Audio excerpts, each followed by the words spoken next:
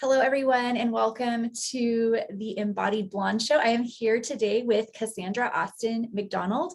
Casandra is a coach and mentor for women. She helps her clients to be magnetic and create the life, love, and success that they crave. Thank you so much for being here with me today, Casandra. Thank you, Sarah, for having me. Yeah, I'm so excited to dive in. But first of all, I'd just love to hear a little bit of your story and how you got into the work that you do today. Oh my gosh. Okay, so there's like a backstory to the story, of course. Everything. I know, right? So I used to work with juvenile and adult offenders in the criminal justice field, doing crisis intervention. I would facilitate groups and do individual case management as well. And there was this time where I was facilitating this group called Forgiveness and Healing. And during this time, one of my clients raised his hand and he was like, Miss Casandra, how did you forgive and heal from someone who hurt you? And I remember it kind of like hit me to my core. And I just sat there, was like, wow, like I've been educated, I've been professionally trained, but I can't speak from my heart and my soul about this. I can only speak from head knowledge. And that just felt not right. It didn't feel right. And so I deflected at the time and told him, like, we're not here to talk about me today. We're here to talk about you. And what ended up happening is that really started to sit with me. Like this conviction started to grow and grow and grow. And I started to wonder, why were we not taught to like take this and run with it and make it a part of our lives? Like we're taught to like practice with each other when we're training and things like that. But this whole embodiment thing that we hear about in the coaching industry, that wasn't really like emphasized. It was more so like the head knowledge. Like, do you get the concept? Do you understand the theories? Do you know how to apply it in client work? And I would even observe my colleagues and I was noticing like people were complaining all the time and people didn't, they didn't like their job. And I was just looking around like, how are we sitting here facilitating positive behavioral change and no one here is doing the damn work? Like that, I was like, that just doesn't make sense. So I took the workbook home and that really started my journey. I had a series of events that happened before that, but at the time I was a single mom and I had already had my fair share of, heartbreaks and failed relationships.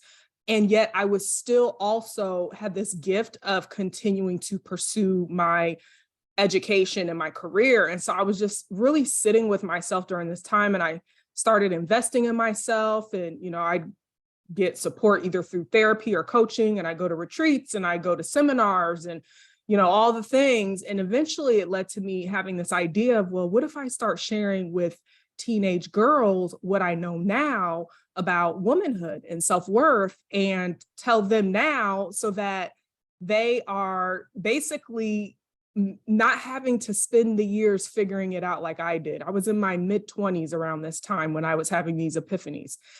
And when I started speaking to the youth, the mothers, the grandmothers, the aunties of those girls started asking me to support them and was asking me like, well, can you come talk to our women's empowerment group? Or can you come, speak at this event? And it just snowballed from there. And, it's interesting because I often say like, I wasn't looking to be a coach. It like came and found me. And I believe it's because I decided to just do the work. And as my transformation became obvious to the people around me in my life and in the community, people started asking me how they could work with me and how I could support them.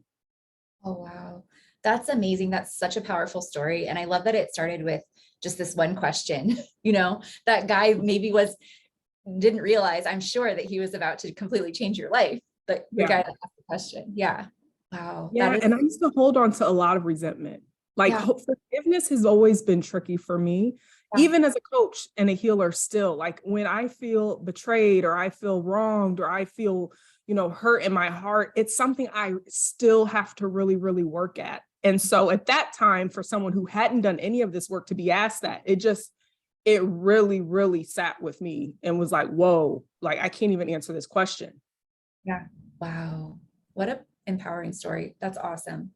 So you made this post and it literally stopped me in my tracks. you said, women don't work with me to calibrate to my power. They work with me to calibrate to their own. Oh, I was like, what? where has this woman been all my life? So I feel like this is a really important distinction to make. Yeah. And I'd love for you to expand on this for us.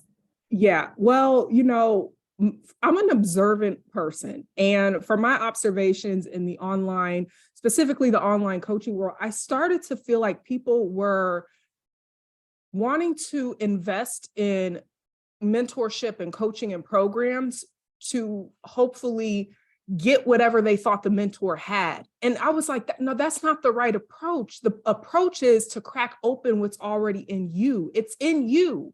You just need, sometimes we just need to hear the thing, like for me, hear the question, or it's something that is like a soul resonance where we hear something and our soul is like, I remember that.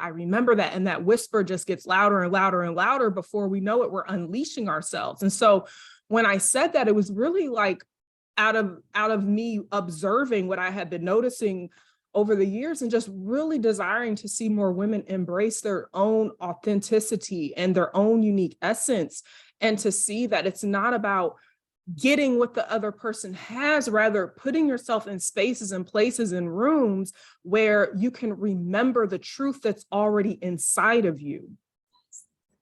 Yes. And then you're bringing that, when you've embodied your own personal power through working with a coach, that's always with you. So then even when you're not plugged into a group or into the training, or maybe your time with the coach has completed, you still have that because it's yours.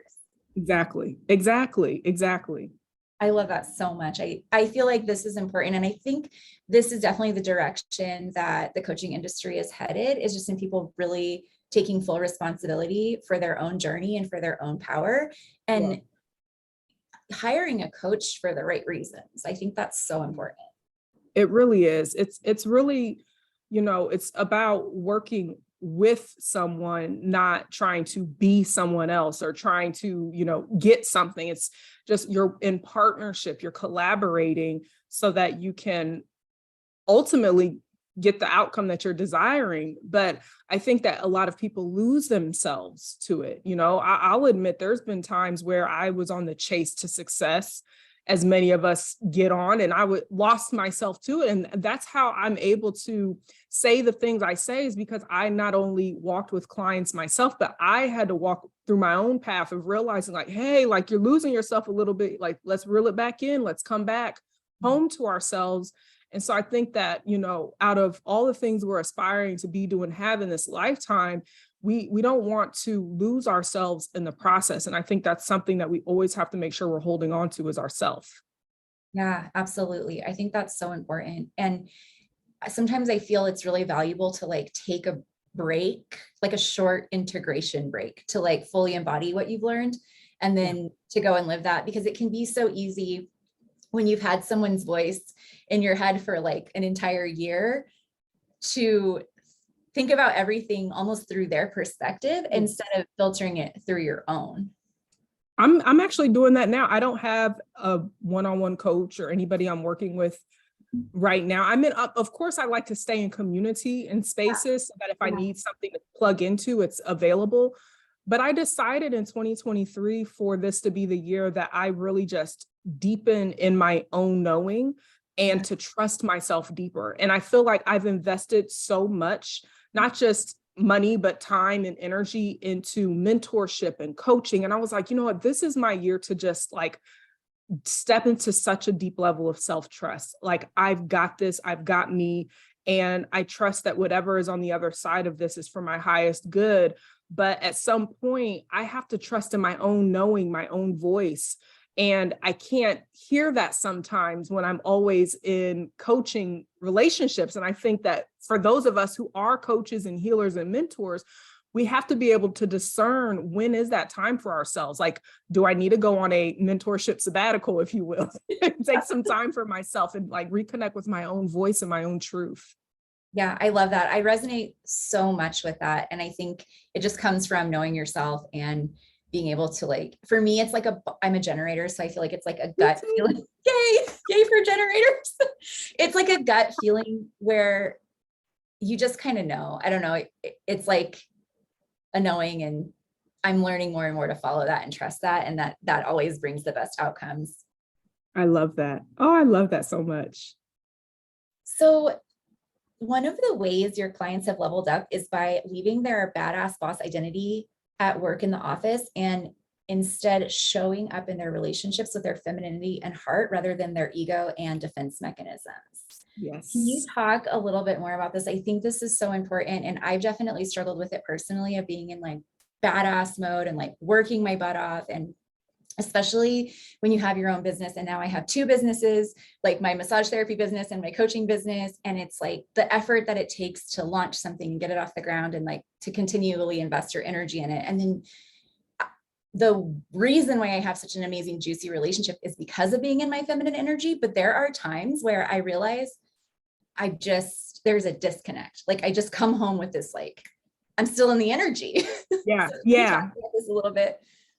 Oh my gosh. Yes. So just like I said earlier, I not only walked with women, but I've experienced it myself. Yeah. And it was really humbling for me, because I thought that I was already a feminine woman. I thought I already had cracked the code on that, because I've been with my husband for almost 9 years. And when I met him, I was very much deep in this work. Like I had started this work when I was in my 20s. And so by the time I met him in my 30s, I was very deep into this work and felt like, oh, I've got this. Yeah. But what I didn't know was about these different identities that we have depending upon the roles that we're in, and so I'm a mother, I'm a wife, I'm a coach, I'm a mentor, I'm a business owner. Like I never really dissected, like, who am I in these different roles and identities?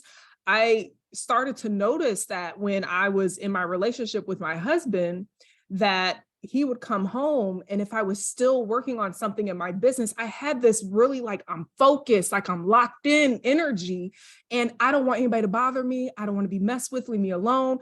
But I didn't realize how that was coming across on the other side. It sometimes comes off as dismissive. It sometimes comes off as you don't care. It sometimes comes off as, almost like I'm in the masculine, like some people, use the differentiation between masculine and feminine. So I was coming off of this. And for me, it was like, I'm locked in, I'm focused.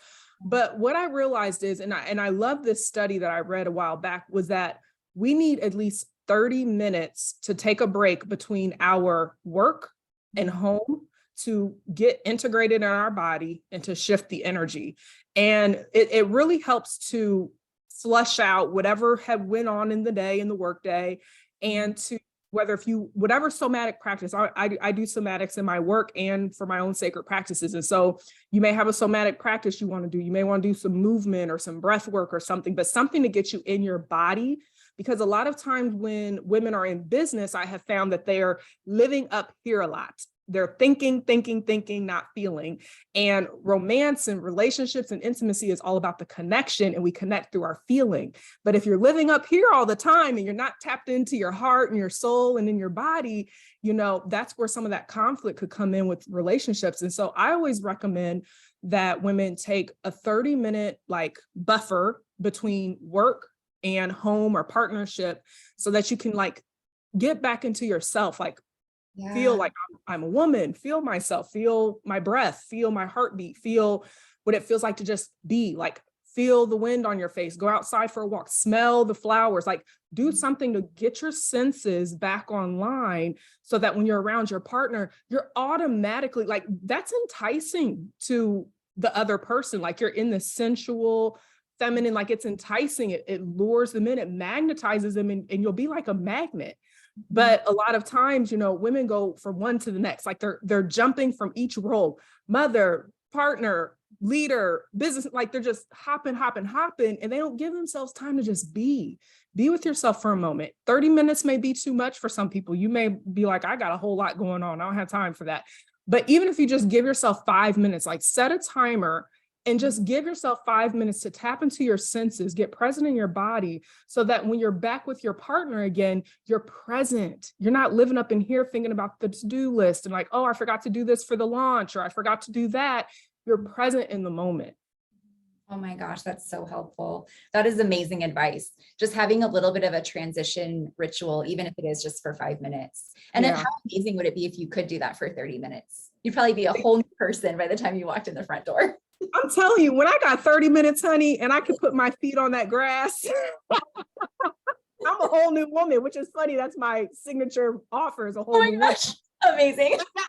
That's why I called it that. Like, I literally, like, I could walk out the door, you know, overthinking or in deep reflection mode and pondering about like an idea that I want to put in my business, and then go outside and do my sacred practices. I love doing them outside in nature because that's how I feel closest to God. And then come back home and I'm feeling in my body, I'm feeling sensual. I may even feel more playful. I'm relaxed. And so there's a different energy I'm bringing into the home. Yeah. Oh my gosh, amazing. That's so wonderful. Um, so you work with women who've already accomplished quite a bit, but they're still finding it challenging to unapologetically claim their magnetism. Why do you think that we as women have such a hard time with this? And how can we begin to claim this aspect of ourselves? Oh my gosh, I feel like it's such a loaded question and I can confront it on so many different angles.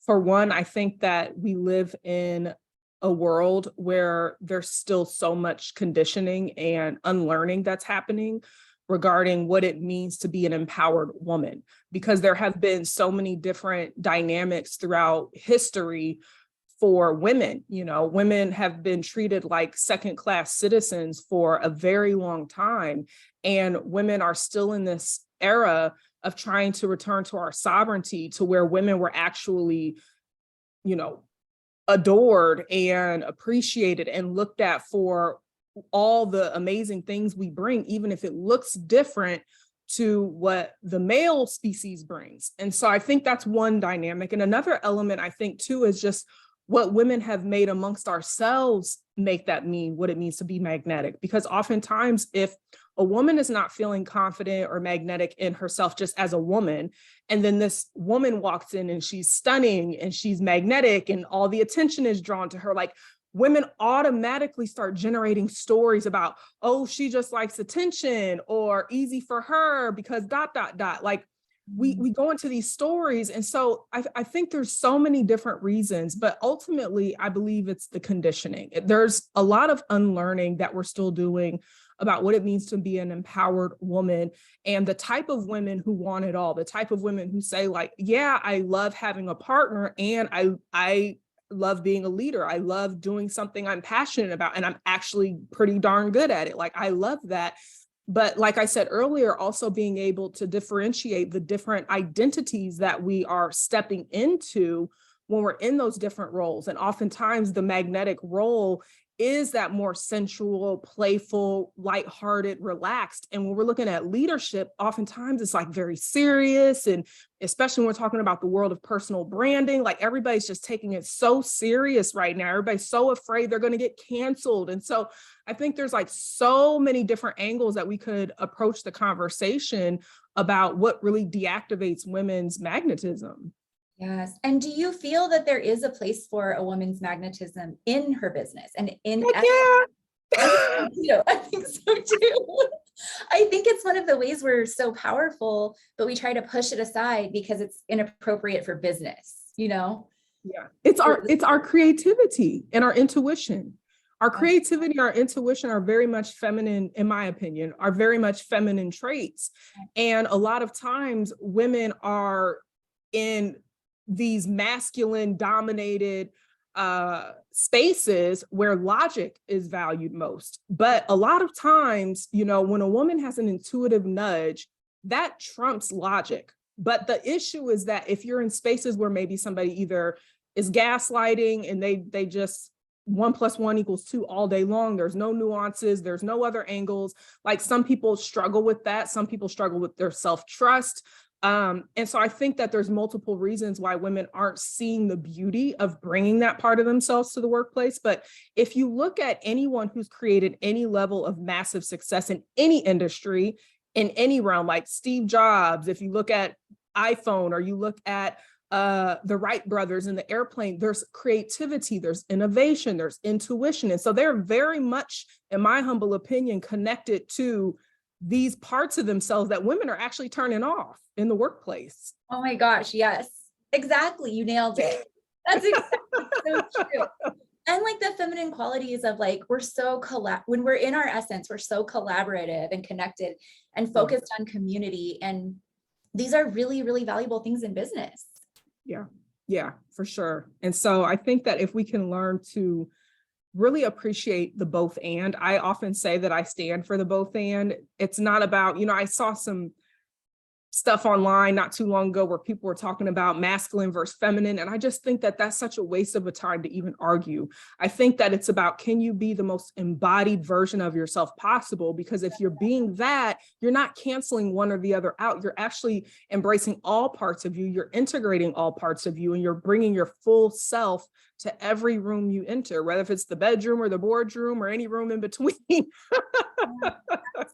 And I feel like you can flow with it and be maybe more feminine, like when you go home, more in your feminine, or when you're in your work, just there's probably many different situations that would call for a different combination or integration of the two energies. But if you're not, you can really be fluid with it, I think, is what I'm trying to say. I agree. And I think the key is practicing presence, Yeah. being able to be present. Because I think if you're living in your head too much, you've kind of unplugged and disconnected a bit. And so the presence helps you to see, like, am I getting too analytical in my logical mind? Am I leaving room and space to feel and connect with my intuition? Do I leave room and space, white space on the calendar even, just to go for a walk and let creativity flow in? And so those are like just different things to ponder on. Yeah. So do you think the discussion of finding a balance between masculine and feminine, do you think that's even a discussion worth having, or do you feel like that's just a distraction? I feel like if these are new discussions for people who have never, ever heard of this before, I don't think it's a bad idea to learn about it. I think the issue is when many of us know plenty and we're still fighting against which matters more. And I'm like, they both matter. They both matter. Like, exactly. When did we say none of, like, when did that conversation ever happen? Like, they're both equal. That's the whole thing, that I really stand for union of the two energies in partnership and within ourselves. And it's like, you're right, neither is more important. And we don't have one. We can't have one without the other, I don't think. Yeah. I mean, we could just look at the world, we have the buildings, and then we have the people and the organizations and the businesses in the buildings. Like, one cannot exist without the other. And I think that I do feel like we're starting to move into an era where people are starting to realize how important both are. And we're stopping this whole this versus that, or I think that people are really just trying to find their way. And sometimes when we're trying to find our way, we do it by canceling something else out. But I think when we do that, we actually rob ourselves of, but where does that part live in me? Because if I'm canceling that out outside of myself, where am I canceling that out within myself? And so this could look like a really feminine woman saying that she wants absolutely no structure, but she wants to build a successful business. And it's like, but is that sustainable? So these are conversations that we have to really be honest about. Like, we have to, it feels good to be airy fairy and, feel good 24/7. And we're spiritual beings having a human experience. And so we have to learn how to incorporate the both and. Totally. I love that. And I also think that the answer to like the patriarchy isn't a matriarchy. It's like, that's not going to work either. We have to figure out a way to be, like I said before, come into union. Yeah, I love that. I love that you say union. That's a beautiful way to put it. So I really would like to dive into this post about, you said that one of the privileges of having a providing partner was that you had time and space to heal deeper, especially the hyperachievement trauma response. What is the hyperachievement trauma response, and how do we heal that, but also while building and running a successful business? Yeah. So when I met my husband, I was a single mom. And a little backstory, I had a really dysfunctional childhood. I was the oldest of 3 siblings. And I think I was 11 years old the first time I started figuring out how to make money. And so that's how I knew I was supposed to be an entrepreneur, because I was like, I got to make some money because they're over here jacking stuff up, my parents, and I need schools of clothes. I need school supplies. And so I had this spirit about me at a very young age that I had to go out there and I had to go get what I wanted. But what ended up happening somewhere along the lines is I started tying my identity and my worth and my value to achievement. And when we do that, we're setting ourselves up for failure. We really are. And so my pride came in saying what kind of education I had and what kind of money I made, and what I was a single mom and was able to buy me and my son a home and take care of him. And if I wanted to go to the Dominican Republic for a week by myself, I could. Like I took pride in like, I can take care of myself and I don't need anybody for anything. But the piece that was sticky was that my worth and my value was really entangled into that. And so by the time I had met my husband and we got to the point of marriage and then deciding that we wanted to relocate in 2019, we decided it was best that I resigned from my job. We moved down here, and then I would just find another position where we were at here in Florida. But then shortly thereafter, the pandemic happened and everything was shut down. And I was like, oh my God. I'm like, what did I do? So I went into hustle mode. Within that year, I had built my business to make more than I was making at my 9-to-5. I was also building a network marketing business at the same time and was skipping ranks. I went into straight hustle mode and I burned out really fast. Yeah. And it was in that I really started having this identity crisis. And I remember sharing with my husband, like, I feel like I'm not worth anything if I'm not achieving anything. And like, just to say that, I felt such deep sorrow for myself that somewhere along the lines, I picked up this belief and this narrative that my inherent worth and value is attached to things outside of myself. Mm-hmm. And so I did a lot of deep healing work, trauma work, and it looked like me resting a lot, and resting not necessarily meaning sleep, but not working either. Like really just learning how to be, and learning how to be still, and learning how to surrender, and learning how to let go. And eventually I started to create this separation from my identity and my worth and my value to the vocation and my dreams and my desires to create success. And what that looked like was understanding that whatever I have been called to do on this planet is bigger than me. This coaching thing I feel like it has nothing to do with me. This is bigger than me. And so that right there helped me to get out of my ego. Whereas like, this is not about me. This is about serving other people, because I have a message, I have tools, I have a gift, and I'm actually doing humanity a disservice if I do not offer what God has gifted me to do. And so I think by being able to start detaching it that way, it helped me to get out of my ego. And then the next thing is to really have a life outside of work. You know, I had to rebuild that all over again. And I was really good at doing that, like the whole self-care thing like that. But something about depending on somebody else was really hard for me to accept, because I never had anyone to depend on in my life. I've never had someone I could pick up the phone and call and say, hey, can you help me? Like that's not the background I come from. And so my husband has been that first person in my life. And that was really, really uncomfortable for me. And so learning how to ask for help through him, learning how to receive help. And so that's how I lean back into my feminine even more. How can I even receive? Like, I'm so used to go get it. Like, can I actually lean back and receive? And so those are like some really like simple things to look at. Like, do you struggle with asking for help?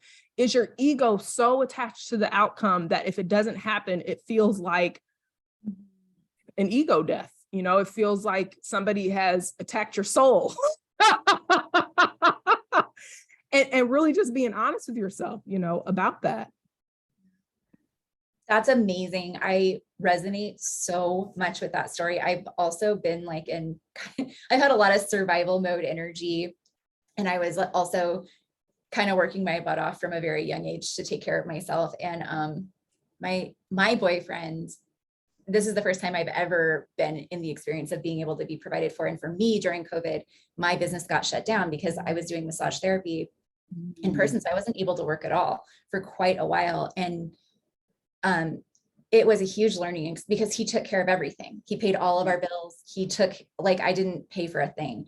And that has never happened to me before. And it did bring up a lot because it was like wild to be receiving that kind of support. And it is triggering, and it did bring up a lot that needed to be healed because I felt vulnerable, you know, and loved and cared for. And it was amazing in many ways. And I think it strengthened our relationship, but it wasn't exactly comfortable. No, in fact, I'm wondering, Sarah, if you felt this, but I felt weak that I couldn't financially do what I was used. And like, there was this feeling of weakness, like I'm weak or something. And the fact that I felt that, I was like, where is that coming from? You know, and that's when I really started going down that rabbit hole of deeper trauma work and realizing that there was this thing called a hyper achievement trauma response. And I was like, whoa, because the fact that in my core, I felt weak. And I'm like, but he should be doing these things. Like, we're partnered. Like, that's what you agree to when you say I do, or even if you're not married, like if we sometimes when we get into relationships, we agree to like be there for people. Like, he's doing what a partner ought to do. And it's like, why am I making this mean something about myself? Well, the 11-year-old was doing the right thing. You were doing the perfect thing at that time in your life. Like, this needs to be taken care of. And I'm going to, like, no one's taking care of me, so I'm going to take care of myself. But then it's like, that 11-year-old is still, until you do the healing, that 11-year-old runs your life, you know? Yeah, exactly. She was running the show, honey. And I was like, girlfriend, we tired. Okay. We tired. We've been doing that for a long time now. I think it is. This is such an important conversation because it's not just mindset work. It's like deep somatic trauma healing that needs to happen to be able to get out of this. And that's what made me go down and adding these different modalities into my work. I got certified with tapping and breath work and Qigong somatic work because those were the modalities I completely immersed myself in. Like, I was in 3 different somatic programs for 2.5 years trying to heal my own crap because I realized that I can't think my way out of this. I'm going to have to feel this. Like, there's no mindset work that can untangle the interwebs of the identity and the trauma and the emotional stuff. Like, that is all somatic healing work. And I think a lot of what I had been taught was it's your subconscious and it's your mindset. But I started learning through the somatic work that the body is holding on to all of this stuff, and you can't even access the subconscious in a powerful way if the body is holding and locked in on these traumas. It's so true. I spent years and years and years in personal development therapy, and paying like for coaching. I've done all the things, and the biggest shift for me has happened through somatic work. It's like getting body work, craniosacral therapy. And then right now with my therapist, I'm doing internal family systems, which is very somatic. Oh, IFS is so good. Oh, I cry. It's like deeply, deeply healing this trauma and these, like, from my childhood, from so long ago. And it's so powerful. And I just want the entire world to know, like, you've got to approach the body. You've got to work on your stuff from a somatic place, or the mindset does help. But what percent, what is it, like, the conscious mind is like 5% and the subconscious is 95% or something like that. Yeah. It helps a little bit, but the real healing, I think, comes from somatic practices. Yeah, for sure. And when I even dug deeper into the science behind it about, I call it emotional hijacking, where when we get emotionally activated through a trigger or trauma response, how it sends this message up to our amygdala, which is the fear response in our brain. And the amygdala is actually located before we can get to the prefrontal cortex, which is our cognitive functioning mind, our CEO brain, as they call it. And so a lot of times people are wondering why, and this is where we start looking at leadership, you know, why am I struggling with my leadership, or why am I struggling to get certain results? It's like, if you are in your body triggered or activated, or something hasn't been healed, like you're constantly going into either flight, fight, fear, freeze, fawn response mode, and you're reacting out these patterns that you created way back when. And sometimes we're not even consciously aware of it, but it's somewhere inside of our bodies and our subconscious, like it's engraved in our memory, like it knows. And that's why this type of work is so important. Yeah. Oh my gosh, that is so interesting. So we don't even have access to that part of our brain when we're in that trigger.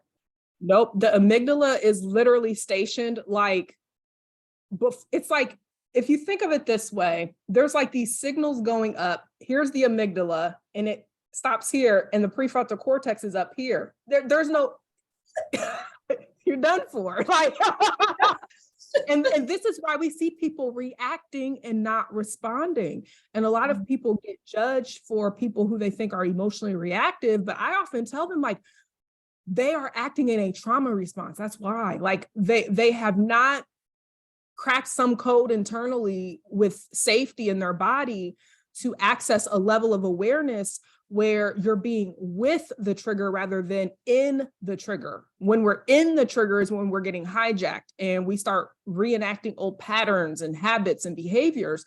But when you can be with it, then you can, you know, use whatever tools, somatic tools that you have, and feel it and process it. And that's how you start to recode and repattern into new ways of being and switch to responding versus reacting. Wow. That's amazing. And so you help clients with that in your work. You do a lot of somatic work. Oh yeah. I bring my whole toolbox.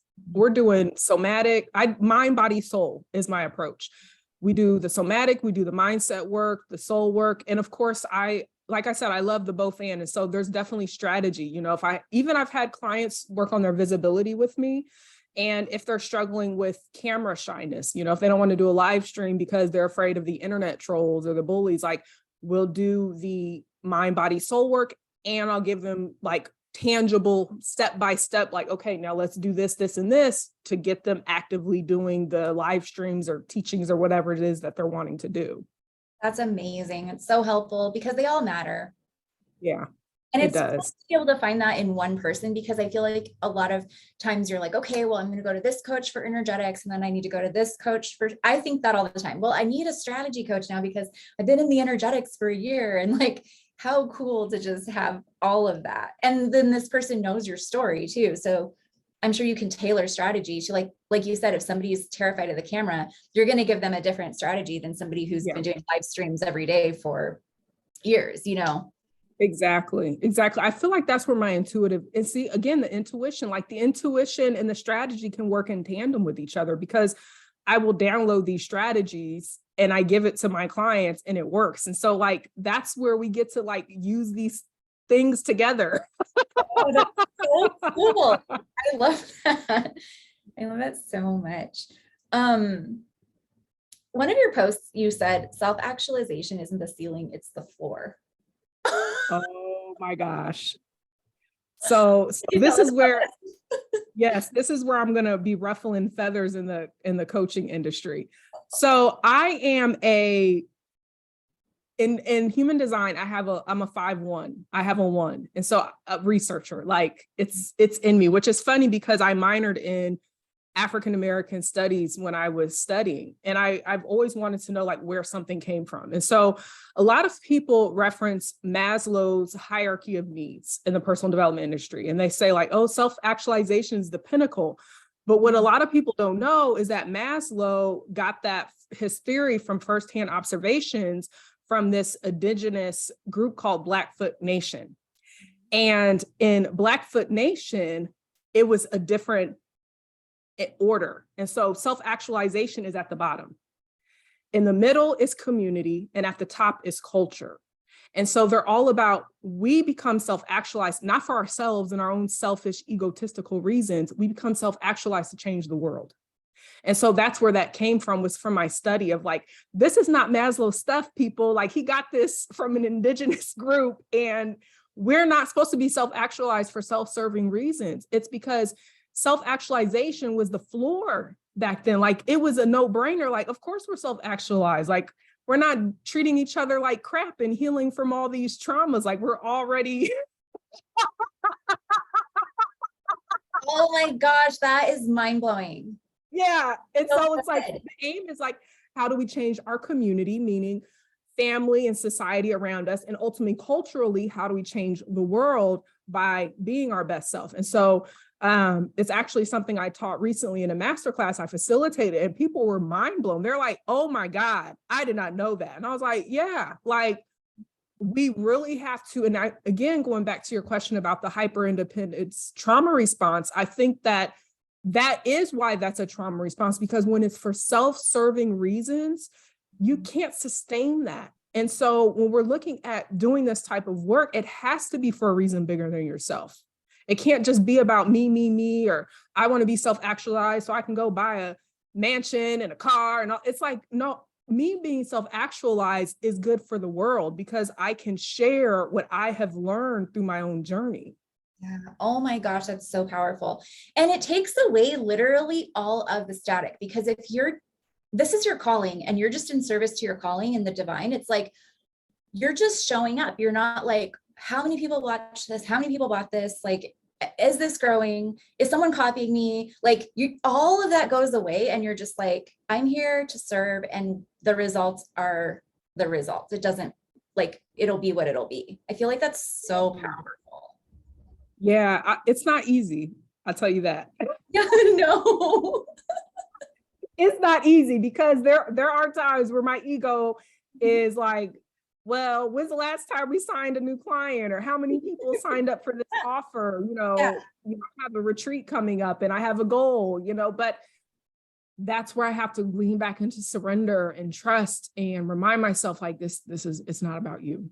It's not about your big lofty goals. Like, this is not about you. And I think that when I do it for the right reasons and it comes from my heart, and the big vision is I can see these women, healing and more embodied and, deeper self-trust and impacting the planet in a more empowering way. Like, now that's less about me and my goals, and it's more about like this vision for humanity.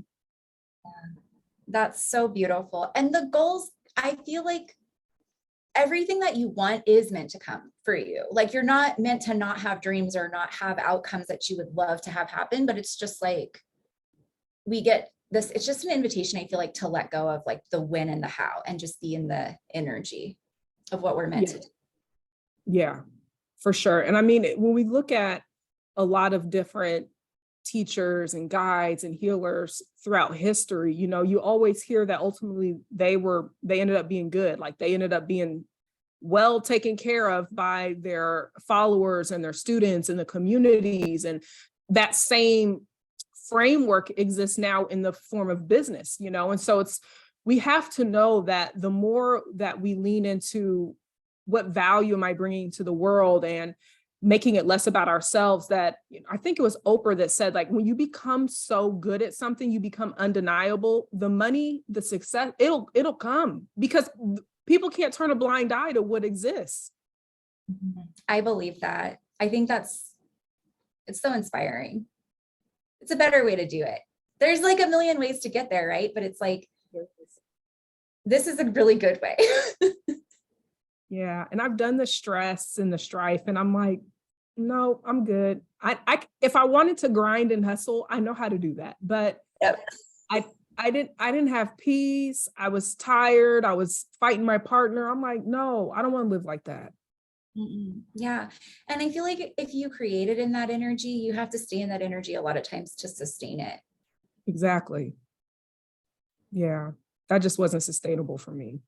No, it's not for me either. I don't think it is for most women. What would you say to women who sabotage their next levels when they think it's going to cost them their relationships? Oh, man.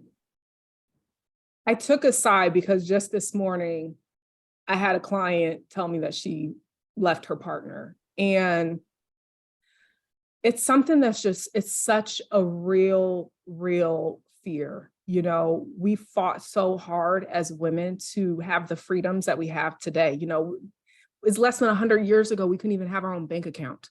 And so there's something in our coding and in our DNA for our own liberation and our freedom, and anything that threatens that, we become really protective and defensive even of that. And I think that we have to see and know ourselves enough of knowing, are we in that? Are we protecting and defending something we think is going to be taken away from us? Or are we in a place of trust? Like, I trust that I can have the both and.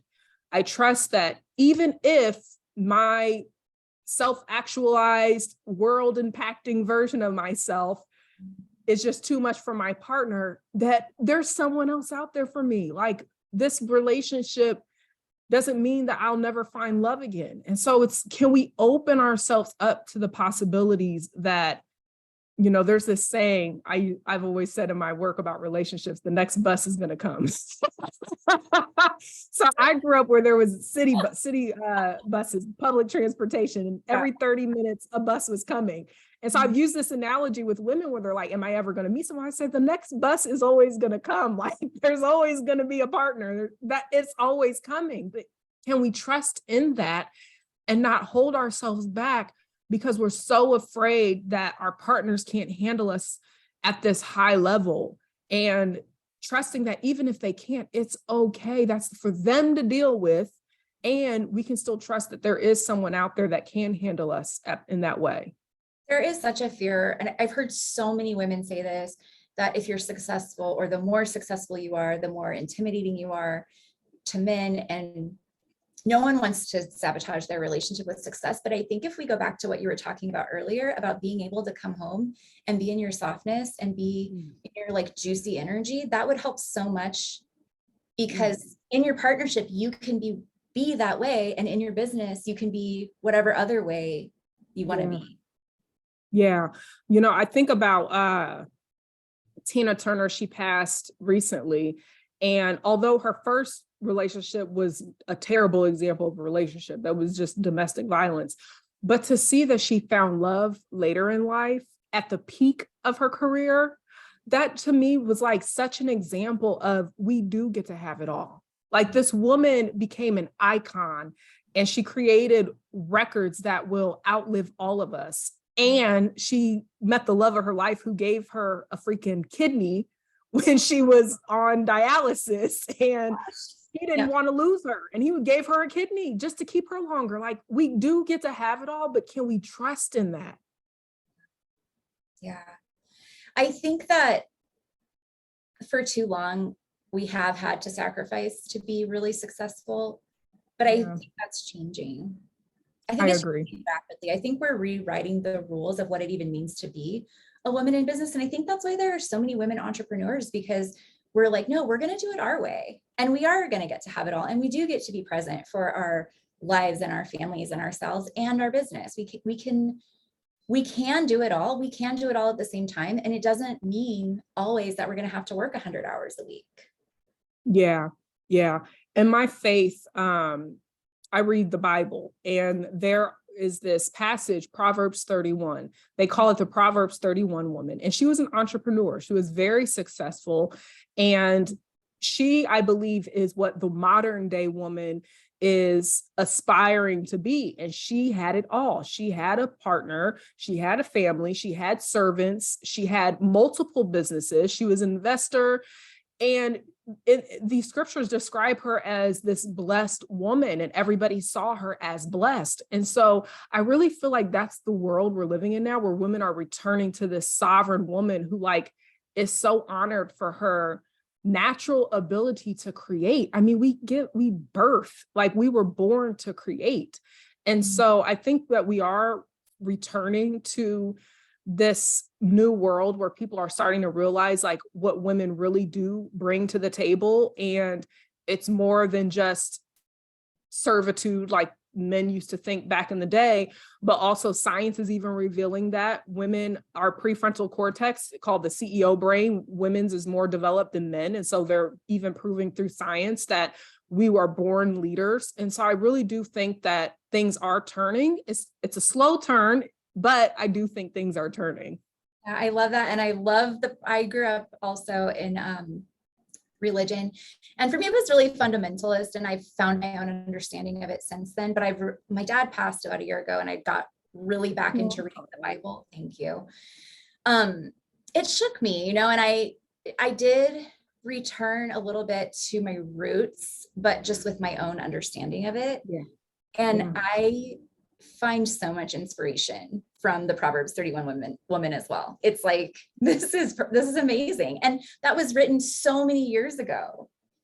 Thousands. Yeah. To me, she is the embodiment of the both and. Yeah. Like totally. she's an embodied woman. She is. Yeah. I love that so much. You teach that when the body is calm, you can access the mind and hear from God to make sound decisions that move you closer and closer toward the impact in relationships you desire. I think does this go back to you for like that nervous system healing and the somatic work? Mm-hmm. You have a daily practice on this? Oh, yeah. Yeah. I call it my sacred practices. And every day I do something for my mind, my body, and my spirit. And when I don't do it, I can tell. Like, what day was that? Was it Monday? I think it was Monday. My day was wonky Monday. There was something that happened Sunday night and it kept me up. Monday mornings are when I ideally do my sacred practices. And something was just wonky about that day. And I remember I made sure to do them when I started feeling like something's off. I don't feel right. And I did it. And after that, right back into my flow. And so I definitely felt firsthand the difference, even to the point now for me, it's like missing a day, I can feel when I'm not in my body. I can feel when I'm overthinking. I can feel when I am trying to numb or avoid or suppress my emotions. Like I'm so in tune with myself. But it was through these sacred practices that I got in tune with myself in that way. And I can be able to discern, I call this overthinking and underfeeling, because we tend to, especially those of us who are, the leaders and wanting to create impact, we can tend to think a lot. And we sometimes want to intellectualize our emotions because we think we don't have time to feel that. But it doesn't go anywhere. And it stays inside. And that's what creates the clutter. That's creates the fog. That's what creates disconnection from, I believe in God or whatever higher power people believe in. It's keeping all this stuff inside and not doing work to clear it so that you can really be a vessel to hear and receive. Yeah. Oh my gosh. That's so, so important. I started about probably a year and a half ago, just taking 5 minutes in the morning or more if I have more time, but just like giving myself Reiki, drinking my coffee, and like listening to a podcast or a training or something that's inspiring. And it was such a small thing to commit to, but it really shifted things for me. Cause I think I was just like giving myself an energetic, like bath almost before I started my day, and just really getting into tending to my own energy before I went out into the world. I feel like it's so helpful. It is. And when you think about it, like we shower every day, we brush our teeth every day, we get dressed, like we do certain things every day. Like, why would we not do our inner work every day, to make sure, like, how's my heart today? Like, how's my soul? How's my mind? I think it's really important, especially as women, that we are connected to those parts of ourselves. So important. So I have one more question for you, and then I'll ask you how we can find you and work with you. But you say that you return to your feminine nature, soul essence, and elevated frequency when you expand your ability to feel. And this is kind of what we were talking about earlier. What are some practical ways that you help your clients to expand their ability to feel? To create white space in their calendar first. That's really I'm cramming your calendar back to back to back. I feel called out. Create some white space, and then we can fill in those gaps with whatever resonates. You know, I sometimes I'll just say some things like, does going for a walk in nature for 15 minutes feel good? Does doing some breath work feel good? A meditation, maybe some somatic like movement, or, you know, tapping if you notice that you're irritated or activated.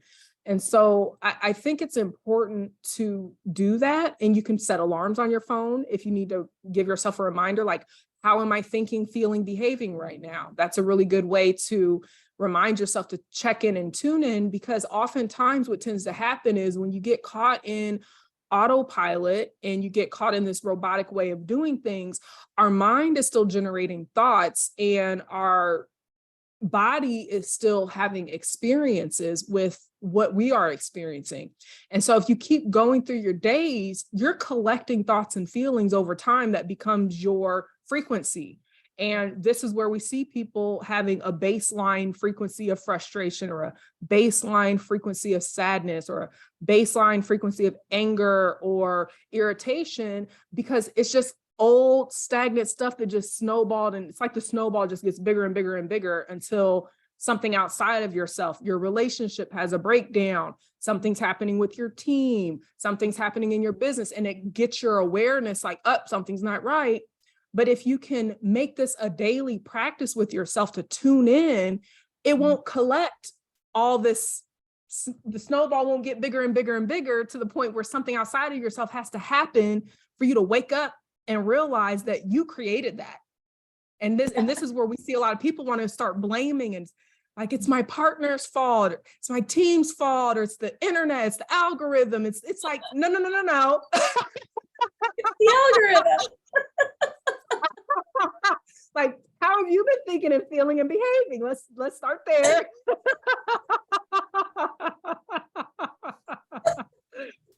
That's so true. But that's like the most empowering thing to realize, is like, then we get to take our power back when when we realize, oh, it's me, then there's something we can do about it, you know? Exactly. And it doesn't feel good, you know. I can be a baby when it's time to take accountability and responsibility, but that's the only way that I can create the results I want, is when I take accountability for who I've been when I was doing certain things. And, you know, that's where that mirror work is important. You know, you got to face the woman in the mirror and own up to your part. And that's how we reclaim our power and go with a new approach. So powerful. So how can we find you and work with you and plug into all your things? Yeah, so I like to say I'm all over these internet streets. I'm on Instagram and Facebook. I'm slowly getting back over to TikTok. I wasn't too consistent on there because it was such a newer platform, but I've slowly started putting some videos back on TikTok. And then I have a podcast called the Growth Through It Podcast, and there's 2 volumes. Volume 1 is where I talked a lot about, like, it's 2018 to 2022. There's a lot of talk about like inner child healing and trauma work. Volume 2, I've been starting to have more conversations about abundance and building a business and things that I feel like are more relevant to the season I've been in.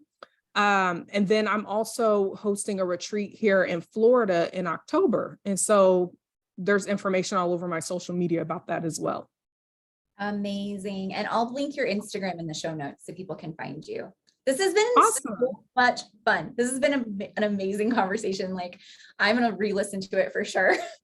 Oh, so happy. Thank you for having me. Thank you so much. It was my pleasure. I hope you have a wonderful rest of your day, and hopefully we could do this again soon. Okay. Take care. Thank you.